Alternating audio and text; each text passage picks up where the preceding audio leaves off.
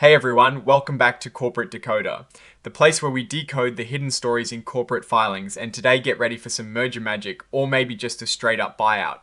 What will MeridianLink Inc. become after this big vote? Let's dive in. Alright folks, the big news from MeridianLink Inc. is all about a proposed acquisition. Basically, a company called ML Holdco LLC is looking to buy out MeridianLink. This is being done through a merger with a subsidiary company called MergerSub. It is a pretty standard process where MeridianLink will essentially become a part of ML Holdco. The key takeaway from this filing is that the shareholders of MeridianLink have voted to approve this merger. So, what exactly did the shareholders vote on? It was called the merger proposal, and it is all about giving the go-ahead for this agreement to merge the companies. Think of it as the green light from the owners of MeridianLink to sell the company. Now, let's talk numbers because that is where the real story is. On the 9th of September, the record date for this special meeting, there were over 73 million shares of MeridianLink's common stock out there. To get a quorum, meaning enough people to actually have the meeting and vote, you need a good chunk of those shares represented. And guess what? They had over 66 million shares present, either in person virtually or through proxies. That is a whopping 89.46% of the shares that were eligible to vote. That tells you the shareholders were really paying attention and wanted to make their voices heard on this crucial decision. Now, for the vote itself on the merger proposal, to approve this, they needed a majority of the outstanding MeridianLink common stock that was entitled to vote. And the results are in a massive 5923462 shares voted for the merger. That is a huge number of approvals. On the flip side, only a measly 17,018 shares voted against it, and there were 6843921 abstentions, which means they were present but chose not to cast a vote for or against. Importantly, there were no broker non-votes, which means brokers who hold shares on behalf of their clients all managed to get instructions from those clients on how to vote.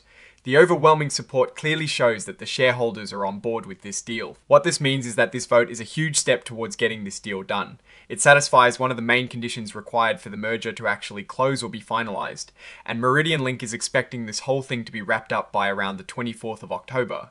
Just a few days from when this report was filed. So the buyout is imminent. Now, every time a company announces something like this, especially a merger, they have to include a cautionary statement about forward-looking statements. It is basically a warning that some of the things they say about the future might not actually happen. They're talking about expectations, projections, and plans, and they're admitting that these could all change. This is super important because the future is uncertain and a lot of things can go wrong. This part of the cautionary statement is particularly interesting.